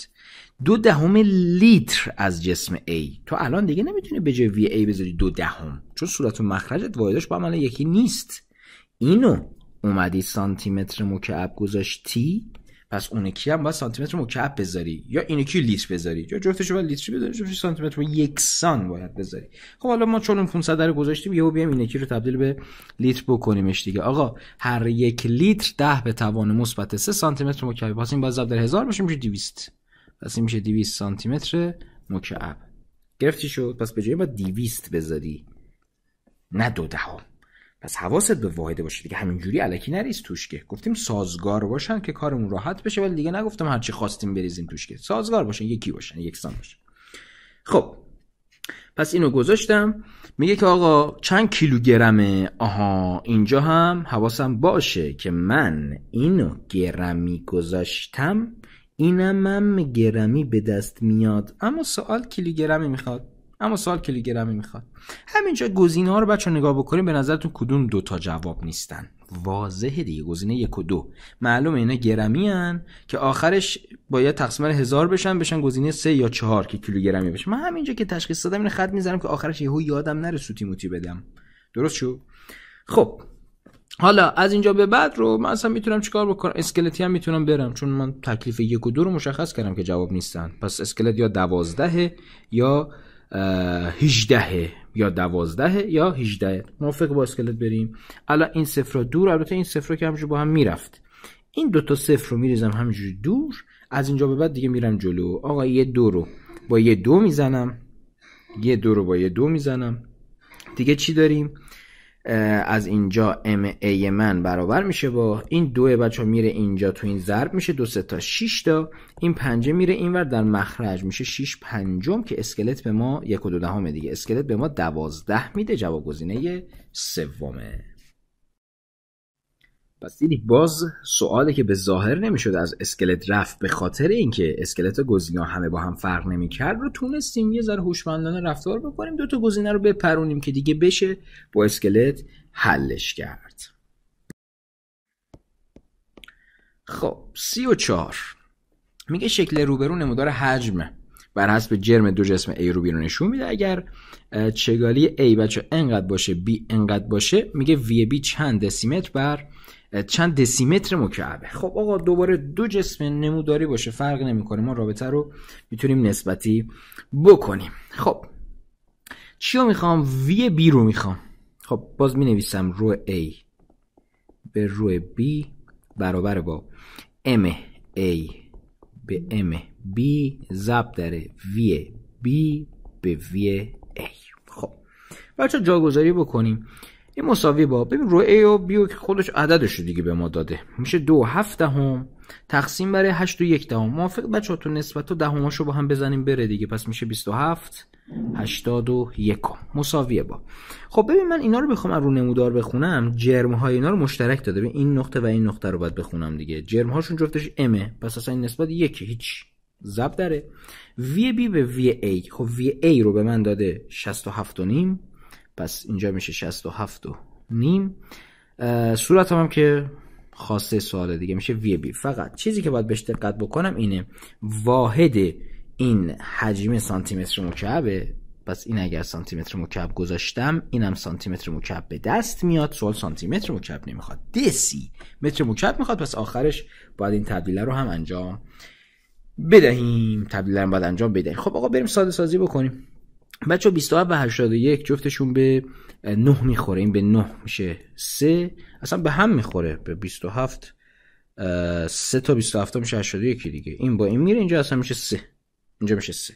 در نتیجه VB برابر میشه با 67.5 بچه بره اونور میشه 67.5 تقسیم بر 3 که این برابر میشه با 22.5 اما واحد سانتی متر مکعب. حالا من میخوام چیکار بکنم؟ تبدیل به دسیمتر مکعب بکنم، پس این باید تبدیل به دسیمتر مکعب بشه. با جبرئیل میتونیم بریم. خب خود عدد رو که مینویسم 22.5 ضرب در 10 به توان یه عددی میگم سانتی منفی 2 دسی منفی 1 اولی منهای دومی میشه منفی 2 منهای منفی 1 میشه منفی 2 به علاوه 1 میشه منفی 1 ضرب در 3 میکنم میشه منفی 3 میشه منفی 3. حالا اینجا اومده نمودگذاری علمی هم کرده دیگه. اولا که مشخصه که جواب گزینه 3 نیست، یعنی ما همینجا به این رسیدیم میتونستیم بفهمیم جواب گزینه 3 نیست، پس مشخصه گزینه 4 چون دیگه گزینه‌های دیگه 2.25 ندارن یا 22.5 ندارن، اسکلت 225 ندارن، پس جواب گزینه 4 خواهد بود که اینجا دقیقش رو هم رسیدیم دیگه. شد 22.5 در 10 به توان منفی 3 یعنی 2.25 در 10 به توان منفی 2. جواب گزینه 4. سوال 35 میگه با توجه به نمودارهای روبرو کدام گزینه درست است؟ خب ببین بچه‌ها، من از COD اگر شروع بکنم نمودار سمت راستیمون میگم آقا این نمودار چیه؟ امویومه، یعنی M بر V که میشه امویوم شیب ما، پس شیب این امویومیه که امویوم خودش روه، پس آقا هر چی شیب بیشتر باشه رو ما هم بیشتره دیگه، پس آقا C شیبش بیشتره از D پس روش هم بیشتره، پس روی C بزرگتر از روی D، روی C بزرگتر از روی D. اما در مورد الف دیگه صرفا بحث بزرگ و کوچیکی نیست، بحث اینه که کی چند برابر اون یکیه. خب آقا کاری نداره، دوباره میگم اینجا V بر حسب M، میگم شیب این نمودار V امومه که یعنی چی؟ یعنی یک رومه.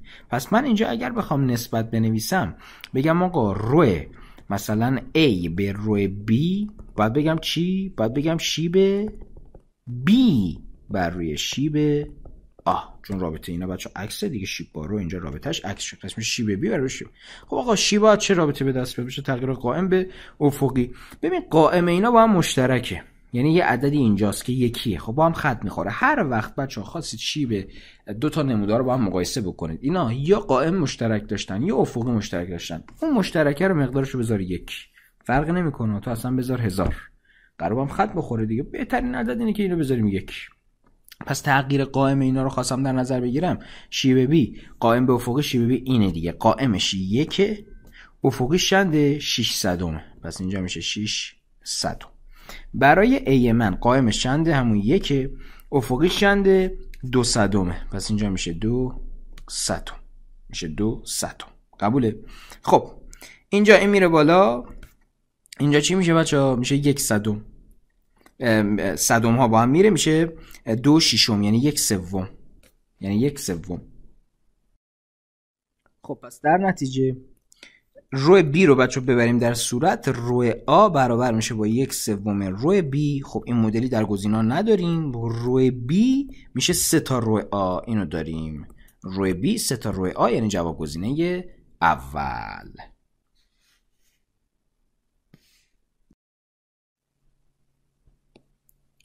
سوال بعدی میگه چگالی نیمکره همگن به جرم 8 کیلوگرم و به شعاع 10 سانتی متر چند کیلوگرم بر متر مکعب است؟ خب آقا چگالی رو میخواد ام وی امشو که داده، من باید وی رو به دست بیارم، فقط این وی نیمکره است. خب ببین کره میشه 4 پی / این یه تقسیم بر 2 هم داره دیگه. پس حجم من برابر با 4/3 پی آر به توان 3 بچه شعاع 10 به توان 3 میشه 1000، یعنی 10 به توان 3، یه تقسیم بر 2 هم اینجا باید انجام بدیم دیگه. خب ببین این 3 با این 3 میره، 4 با 2 میره میشه 2، پس این میشه 2000 سانتی متر مکعب. وقتی من شعاع رو سانتی متر گذاشتم میشه سانتی متر مکعب. حالا میتونیم از اون اولم شعاعمون رو متری بذاریم، میتونیم الان تبدیل بکنیم دیگه. سانتی متر مکعب بخواد بشه متر مکعب، باز در 10 به توان -6 بشه. پس اینجا میشه 2 در 10 به توان -3 -6، 3 تا 0 با اون میره، میشه 2 در 10 به توان -3 متر مکعب. که البته در این سوال اصلا اهمیتی نداره این داستان. چرا؟ شما میتونیم از اسکلت بریم گزینه 1 1 2 15 3 2 4 4، پس اصلا نیازی به این داستانا نداریم. رو برابر با اممون 8، اینم که میشه 2 در 10 به توان -3. چون میگم از اسکلت میخوام بریم، نمیتونی خط بزنی، 8 دوم به ما 4 میده که جواب گزینه 4 ولی اون 10 به توان -3 هم در نظر بگیریم میاد بالا، میشه 10 به توان -3 یعنی 1000 دیگه، پس میشه 4000، این همون گزینه 4. سوال 37 میگه جرم 2 کره همگن توپر A و B با هم برابره، شعاع A 3 باشه شعاع B 6 باشه، چگالی کره A هم برابر چگالی کره B. رو A به رو B رو میخواد، چون M ها با هم برابره نمی نویسم نسبت و فقط میمونه وی B به وی A. خب آقا نمیخوام جاگذاری بزنم 4/3 پی آر 3 4/3 پی آر رو خط بزنم بعد بگم آر با، ولش کن این داستان رو، ولش کن. ببین این B من شعاعش 2 برابر شعاع A، یعنی ابعاد 2 برابره، مساحت میشه 2 به توان 2 4. من اینجا با حجم کار دارم، پس حجم میشه 2 به توان 3 8. جواب گزینه 3. اون ریاضیکی بود که سر کلاس بهتون گفتم. 38 میگه قطر یک لوله توپر آلومینیومی 2 برابر قطر یک گلوله توپر مسی است. اگر جرم گلوله آلومینیومی 2/4 برابر جرم گلوله مسی باشه، میگه که چگالی آلومینیوم چند برابر چگالی مس است. خب آقا رو آلومینیوم به رو مس رو از ما میخواد که این میشه ام آلومینیوم، حالا انگلیسی هم میتونستیم بنویسیم به ام مس ضرب در وی برعکس وی مس به وی این انگلیسی شد آلومینیوم. خب حالا ببین جرم ها رو گفته جرم آلومینیوم 2/4 برابر جرم گلوله مسی، پس این میشه 2/4 یا 24. حالا همینجوری 2/4 بنویسیم، 24 هم میتونی بنویسی، 12/5 هم میتونی بنویسی. خب اما وی مس به وی آلومینیوم دوباره از همون ریاضی که مون استفاده میکنیم، گفته که قطر آلومینیوم 2 برابر مس است. قطر جزء ابعاد دیگه، مثل شعاع یک بعدیه. اگر قطر آلومینیوم یعنی ابعادش 2 برابر اینه، مساحتش 4 برابره، حجمش 8 برابره. اما این رابطه عکس دیگه، یعنی مخرجه الان 8 برابر صورت است، پس این میشه 1/8. اینجا میشه 1/8. خب 2/4 با 8 میره میشه 3/10. جواب 3/10 یعنی گزینه 3. خیلی ساده با ریاضیک بدون فرمولهای حجم و مساحت اینا میتونیم سوالا رو حل بکنیم. سوال 39 میگه کره توپر با شعاع آر را ذوب کرده و با استفاده از مصالح آن یک استوانه با شعاع داخلی آر پریم و شعاع خارجی آر میسازیم. اگر ارتفاع استوانه ساخته شده برابر 2 آر باشه نسبت آر پریم به آر کدام است؟ خب بچه ما وقتی یه چیزی رو ذوب میکنیم با چیز دیگه میسازیم هم جرمش ثابت میمونه، یعنی جرم این شکل با اون شکل یکیه، هم حجمش. پس من میتونم بگم آقا وی اون کره اولیه برابر است با وی این چی ساخته بودیم، چه گفته بود؟ استوانه که استوانه ما تو خالیه، یه شعاع داخلی داره شعاع خارجی داره، پس تو خالیه. خب دونه دونه اینا جاگذاری میکنم. میگم آقا وی کره از چه رابطه به دست میاد؟ 4/3 پی آر3 که آرش همین آر معمولی مونه دیگه، پس میشه آر به توان 3 مساویه با وی استوانه. بچه استوانه تو خالی، ببین اگه استوانه تو پر بود میشه 4p/2h. الان 4 که دیگه نه، p/2h الان میشه p آر خارجی به توان 2 منهای آر داخلی به توان 2. خارجی همین آر است، پس میشه آر به توان 2 منهای داخلی آر پریمه، آر پریم به توان 2 ضرب در اچمون، ارتفاعش هم بهمون گفته 2 آره، پس اینم 2 آر اینم 2 آر. قبوله؟ خب حالا بریم سراغ ساده سازی. ببین پی با پی میره یه آر اینور با یه دونه آر اینور میره، اینجا میشه آر به توان 2. این 4 با این 2 میره اینجا میشه 2/3. چی موند؟ مرتب بنویسمش. 2/3 R2 برابر با R2 منهای R پریم 2 منهای R پریم 2. خب R پریم 2 رو میارم این ور، پس میشه R پریم 2. این 2/3 R2 رو میارم این ور، میشه R2 منهای 2/3 R2 میشه 1/3 R2 دیگه، پس میشه 1/3 R2. سوال چی رو میخواد؟ نسبت R پریم به R رو میخواد، پس R رو میبرم اون ور، R پریم به R جفتشون توان 2 داشتن دیگه، میتونم توان 2 رو واسه کل کسر بذارم، شد 1/3.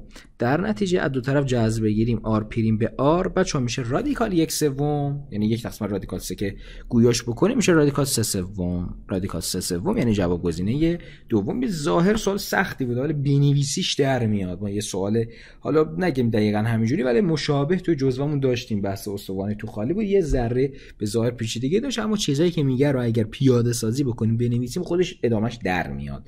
پس نترسیم از این مدل سوالات. جواب گزینه دوم. 40 میگه جرم کره توپر به شعاع آر با جرم استوانه توپر به شعاع آر کوچیک و ارتفاع 20 برابره. اگر آر بزرگ نصف آر کوچیک باشه، جالب، آر بزرگ نصف آر کوچیک و چگالی استوانه 1/3 برابر چگالی کره باشه، شعاع کره چند سانتی متر است؟ خب آقا بحث نسبت چگالی هاست، پس ما باید رابطه نسبتیمون رو بنویسیم. مینویسم روی استوانه به روی کره برابره با بچه جرم هاشون رو گفته با هم برابره، گفته با جرم ها با هم برابره، پس نسبت جرم رو نمیشه، فقط میمونه نسبت حجم ها دیگه، میشه وی کره به وی استوانه. خب آقا وی کره چیه؟ 4/3 پی آر3، پس میشه 4/3 پی. شعاعشو با چی نشون داده بود؟ آر بزرگ، پس میشه آر بزرگ 4/3 پی آر3. پایین میشه پی آر 2 اچ. پی آرش رو بچه با آر کوچیک به ما نشون داده بود، پس میشه پی آر 2 ضرب در ارتفاعش هم بهمون داده 20، ارتفاع رو به ما 20 داده، پس اینو همینجوری 20 میذارمش که چون بچه سانتی متری گذاشتمش الان آر بزرگ و آر کوچیک هم باید بر اساس حالا سانتی متری باشن دیگه، باید با هم سازگاری داشته باشن. خب آقا بریم یکیشونو بر اساس اونه که بنویسیم با توجه به چیزی که به من گفته بود آر بزرگ آر کوچیک دومه. حالا برای اینکه این کسری نشه میتونیم یه کاری بکنیم، بگم پس آر کوچیک هست 2 تا آر بزرگ، موافقین؟ پس من به جای آر کوچیک بذارم 2 تا آر بزرگ، پس به جای میشه 2 تا آر بزرگ. این رابطه رو بچه‌ها بازنویسی بکنین که حالا بهتر متوجه بشید. رو خودش بنویسم یه ذره شلوغ پلوغ میشه 4/3 پی آر3 پایینم یه پی. ببین 2 آر به توان 2 میشه 4 آر 2 ضرب در 20 میشه 4 آر 2 ضرب در 20. خب ببین این پی با این پی میره، این 4 هم با این 4 میره، آر 2 با یه دونه این میره، یه آر برای ما میمونه. بعد از اینجا این برابر با 1/3 هم بود دیگه. این نسبت چگالی‌ها رو به من 1/3 داده بود. یه 3 بچه اینجا تو مخرجه، یه 3 اینجا تو مخرجه دیگه. این 3 با هم میره، یا آر کلا بالامون، یا 20 هم پایمون اونورم که 1 مون دیگه. پس آر ما میشه خود 20. چون ما این 20 رو سانتیمتری گذاشتیم، اینم خودش سانتیمتری به دست میاد. سوالم که سانتیمتری میخواست و جواب میشه گزینه 3. بریم بعدی 41. میگه ارتفاع یک مخروط توپر به چگالی رو 1 برابر با طول ظل یک مکعب توپر به چگالی. بچه اینجوری میگه رابطه رو بنویسید، انگلیسی طور ریاضی طور بنویسید. ببین میگه ارتفاع با طول ظل مکعبه، که آقا طول ظل مکعب رو بچه بگیریم a، ارتفاع هم که بگیریم h. پس آقا a مساوی با h. اینو بنویس، نخوای برگردی به متن سوال. یه جمله اولش نتیجه شد این. شعاع قاعده آن یعنی آرش میگه نصف طول ظل مکعبه، یعنی a دومه. خب این رو هم اونوری بنویسیم a برابر با 2r، که ببین همه اینا رو بر حسب a بنویسم دیگه. اگه h دیدم به جاش بذارم a، اگر r دیدم حتی همونوری بنویسیم بهتره دیگه. اگر r دیدم به جاش بذارم a دوم. پس اینو الان فهمیدم. خب میگه اگر جرم این دو با هم برابر باشه، پس اما هم بچه با هم یکی هن. میگه رو 1 به رو 2 کدام است؟ خب آقا رو 1 به رو 2 یک کی بود؟ مخروطه بود. پس رو مخروط به رو مکعب رو از من میخواد، که خب اما که با هم برابرن هیچی نسبت رو نمیشه. وی برعکس میشه وی مکعب به وی مخروط. خب بریم آقا جاگذاری بکنیم. این برابره با وی مکعب بچه میشه a به توان 3. a به توان 3.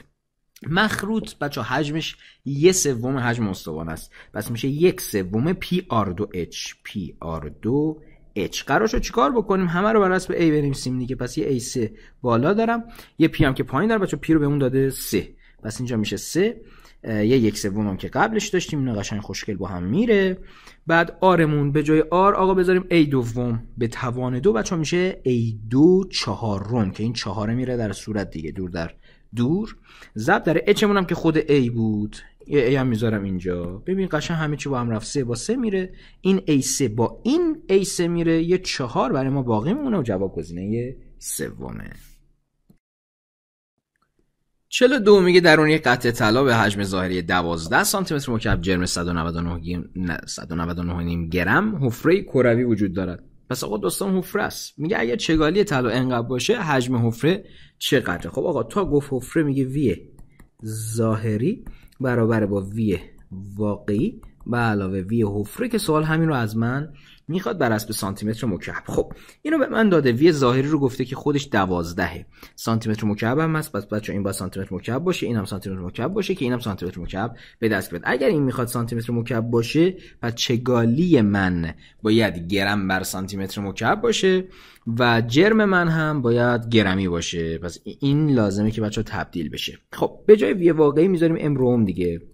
اممون که اوکیه، گرمی 199.5 گرم تقسیم بر این بچه 19000 کیلوگرم بر متر مکعب باید بشه گرم بر سانتی متر مکعب، که میشه 19 دیگه. تقسیم بر 1000ش میکنیم به علاوه وی حفره، که از اینجا وی حفره من به دست میاد 1.5 سانتی متر مکعب، یعنی جواب گزینه 2. 43 میگه شعاع ظاهری یک کره فلزی 5 سانتی متر جرمان 1080 گرم و چگالیش 2/7 درون این کره یک حفره وجود داره. حجم این حفره چند درصد حجم کره است؟ میگه آقا وی حفره چند درصد وی کره است؟ بچه‌ها وقتی میگه وی کره حجم کره یعنی نمیگه ظاهری و واقعی، منظور ظاهریه، چیزی که از بیرون دیده میشه. خب اگه من میخوام ببینم چند درصدشه، اول باید ببینم چه نسبتشیه. یعنی وی حفره و وی ظاهریمو به دست بیاریم میشه نسبت. خب نسبت رو ضرب در 100 میکنی تا بشه درصد. خب رابطمون وی ظاهری مساوی وی واقعی به علاوه وی حفره. وی ظاهری از روابط هندسی به دست میاد. الان این کره است، پس میشه 4/3 پی آر 3 میشه 4/3 ضرب در پی رو بهمون داده 3 آرمون 5 بچا به توان 3 میشه 125 مساوی با وی واقعی میشه ام روم. اممون 1080 تقسیم بر رومون بچه 2/7 بنویسمش 27 در 10⁻⁻1 به علاوه وی حفره. خب ساده سازی انجام بدیم. ببین صفر رو نگه داره، اینم هیچی. 108 به 27 میشه چقدر؟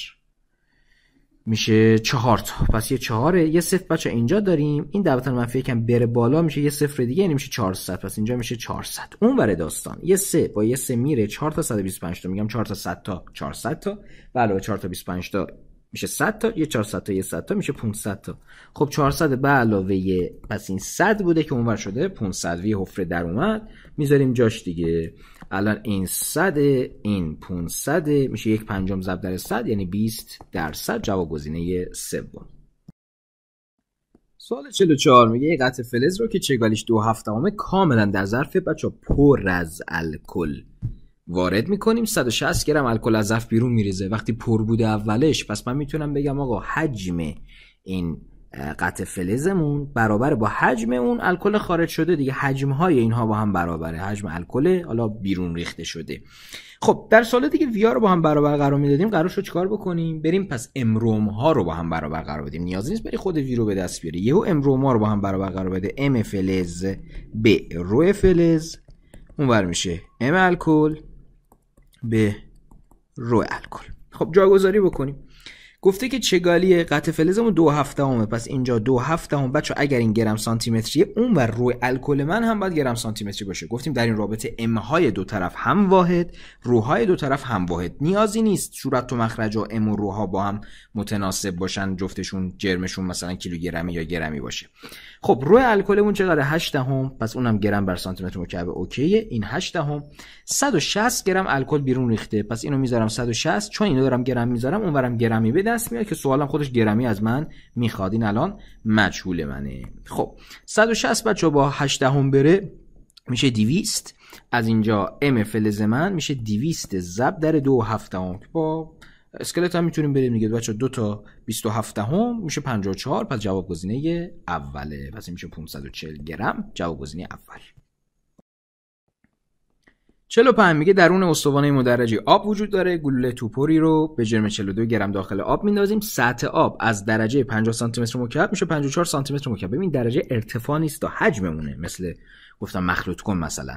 پس الان میفهمم وی این گلوله من همونقدری که این اومده بالا، یعنی 4 سانتی متر مکعبه. میگه چگالی گلوله چند گرم بر سانتی متر مکعبه. خب رو برابر با ام ویوم، اممون 42 گرمه، اینو پس گرم میذارم.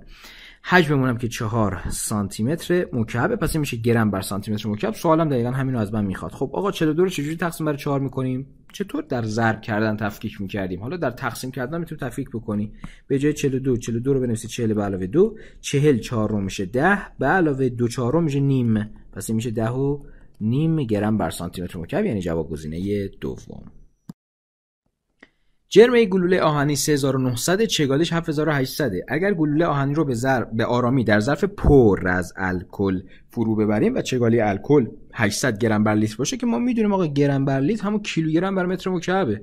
الان چگالیای ما پس با هم سازگارن، اوکی ان. میگه چند گرم الکل از ظرف خارج میشه. چون دوباره پر بوده، این حجم گلوله من دقیقاً برابر با حجم مایع خارج شده است که این جرم مایع خارج شده رو میخواد. پس میگم وی این گلوله برابر با وی الکل خارج شده. حالا مخفف اینجوری کوتاه بنویسیمش دیگه. دوباره امروم ها رو باید با هم برابر قرار بدیم. وی گلوله میشه ام گلوله به رو گلوله. ام گلوله‌مون 3900. پس ببین اینو من دارم گرمی میذارم، اونور جرم الکل منم گرمی خواهد بود. تقسیم بره روش 7800. این الان کیلوگرم بر متر مکعب، اونورم روی الکل من کیلوگرم باید بر متر مکعب باشه که گرم بر لیتر همونه دیگه، فرقی با هم نداره. اینجا 800. اینم میشه ام الکل بیرون ریخته شده. خب 3900 با 7800 بره اینجا 2 با 800 بره میشه 400 دیگه. ام الکل من به دست میاد 400 گرم. چون اینو گرم گذاشتم اینم گرمی خواهد بود. جواب گزینه اول. 47 میگه یه قطعه فلز به جرم 90 گرم رو داخل آب داخل استوانه‌ای میاندازیم. میگه با این عمل قطعه فلز کاملا در آب فرو میرود و سطح آب درون استوانه به اندازه بچه‌ها 1.2 سانتی متر بالا میاد. این حجمش نیست، ارتفاعشه 1.2 سانتی متر. نگفتم بین این مثلا سوال 45 سانتی متر مکعب که این ارتفاعشه. پس من باید ببینم چه حجمی بالا اومده. چطور بفهمم؟ مساحت سطح من رو داده 10. پس من میتونم بگم وی بالا اومده من که دقیقاً همون وی فلز منه، قطعه فلز منه، میشه AH دیگه. AH ایمون 10، اچمون 1.2 پس این میشه 12. چون اینو سانتی متر مربع گذاشتم اینم سانتی متر گذاشتم میشه سانتی متر مکعب. حواست باشه دیگه، اینا باید با هم سازگار باشه، یکیشون مثلا سانتی متری نداده باشه یکیشون متری. میگه چگالی فلز چقدر؟ خب ویشو دارم، امش هم که دارم، چگالیشو اینجا به دست میارم دیگه. رو من برابر با ام ویوم، اممون 90، ویمون هم 12 میشه 90 12 که میشه 7.5. پس این میشه 7.5. اینو گرم بود، اینم سانتی متر مکعب بود، پس میشه 7.5 گرم بر سانتی متر مکعب، یعنی دقیقاً چیزی که سوال میخواد. جواب گزینه سوم. 48 میگه مخلوطی از دو ماده A و B به چگالی های 45 و 6 درست میکنیم. اگر جرم ماده B 1/5 برابر جرم ماده A باشه، چگالی مخلوط چند دسی گرم بر لیتر؟ خب دسی گرم بر لیترشو ول کن، همون گرم بر سانتی متر مکعب به دست بیاریم اولش، حالا آخر لازم بود تبدیلش میکنیم. فقط بچا سوال میبینه از این نسبتیاست، آلفا بتاییاست، اما فکر نکن الان آلفای تو 1/5 پس بتای تو برگشت 4/5. آلفا و بتا نسبت های حالا چه جرم چه حجم به جرم کل بود، به حجم کل بود. این نگفته که جرم ماده به 1/5 جرم کلمونه، جرم مخلوطمونه، جرم آلیاژ، گفته 1/5 جرم اون یکیه است. پس من باید برم چیکار بکنم در این سوالا؟ بچه‌ها میتونی مثال بزنی. جرم ماده B ام بی 1/5 اون یکیه، پس ام بی رو بگی مثلا 1 کیلوگرم مثلا. خب ام ای میشه چقدر؟ 5 برابر این دیگه، میشه 5 کیلوگرم. حالا اگه خواستی آلفا بتا تو به دست بیاری، آلفا الان جرم کل من 6 کیلوگرمه دیگه، پس آلفا میشه 1/6، پس بتا میشه بقیهش 5/6. گرفتی چی شد؟ حواست به تعریف آلفا و بتا باشه. آلفا و بتا نسبت به کل، نه نسبت به اون یکیه. خب چون نسبت بچا جرمیه، از اون رابطه عکسه باید استفاده بکنیم. رابطه عکسه میگفت 1 تقسیم بر رو ای وی برابر با آلفا تقسیم بر رو 1 به علاوه بتا تقسیم بر رو 2. بریم جاگذاری بکنیم. 1 تقسیم بر رو ای وی برابر با آلفامون بچا 1/6، رو 1مون که همین مال ای است 45 به علاوه اون یکی هم 5/6 تقسیم بر 6. البته اینجا A و B برعکس دیگه، این میشه 6، این یکی میشه 45، این یکی میشه 45. درست شد؟ خب آلفا بچه مال B مون بود، بتا مال A مون بود. حالا اینا رو برعکس نوشتیم، اون برام حواسمون باشه دیگه. مال B ما این 6 بود. خب آقا ساده سازی رو انجام بدیم. به این 5 با این 45 میتونم خطش بزنم، اینجا بشه 9، اینجا بشه 9. بعد یه 1/6 یه 6 یه 9 پایین دارم، میتونم به 18 مخرج مشترک بگیرم دیگه. اینجا بشه 18. مخرج من تو کسر اول ضرب در 3 شده، پس بالایی هم ضرب در 3 میشه 3/6. به علاوه تو پایینی ضرب در 2 شده، پس صورتش هم ضرب در 2 میشه 2/6. خب 3/6 به علاوه 2/6 میشه 5/6. از اینجا رو ای وی میشه بچه برعکس این داستان، یعنی میشه 18 تقسیم بر 5/6 که 6 حالا میره دور در دور میره توی صورت قرار میگیره. خب محاسبات انجام بدیم. 18 بچه ها ضرب در 6 میگم 10 تا 6 تا 60 تا 6 8 تا هم 48 تا 60 با 48 میشه 108.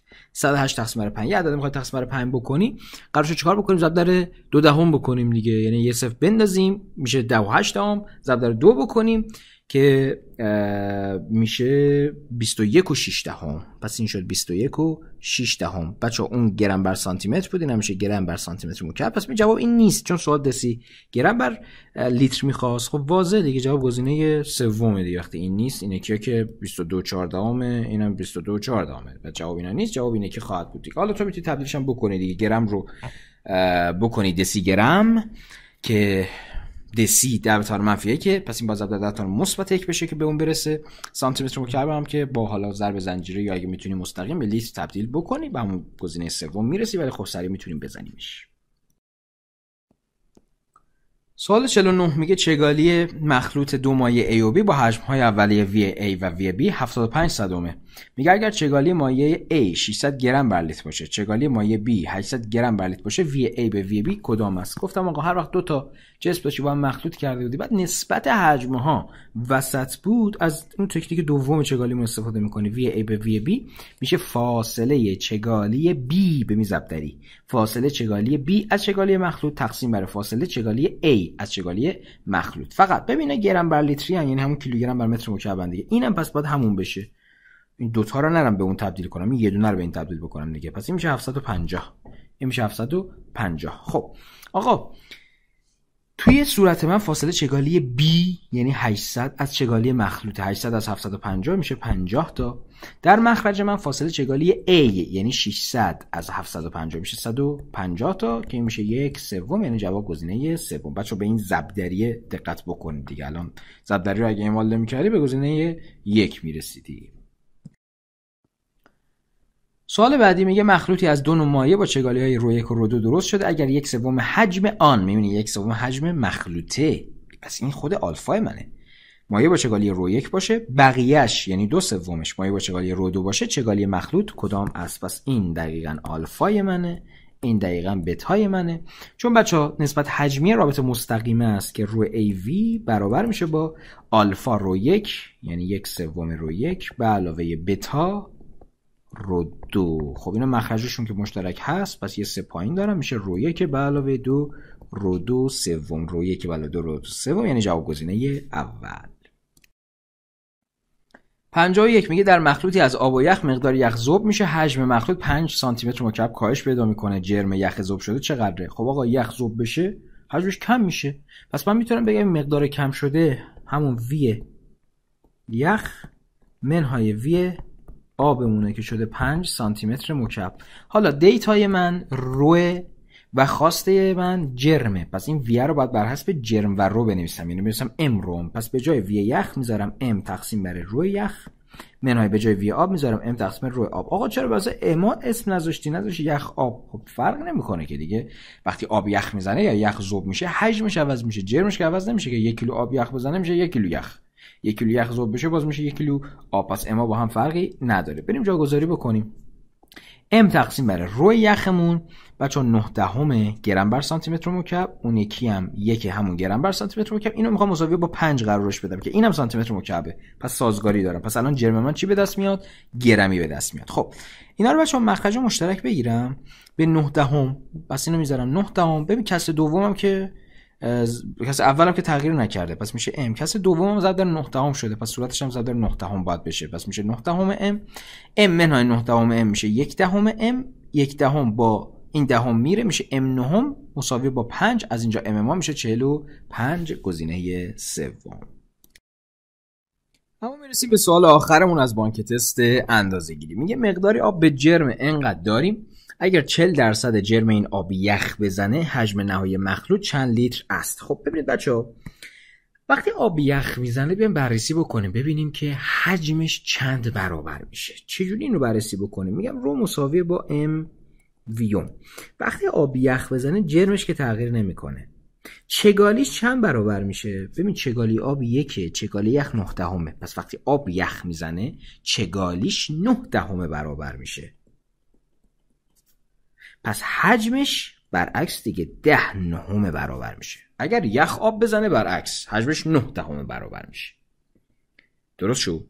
پس آب یخ بزنه حجمش 10، اگر یخ ذوب بشه، گفتم یخ چی آب بزنه، یخ ذوب بشه میشه 10 برابر. خب حالا یه چیزی من حجم کلم رو میخوام به دست بیارم.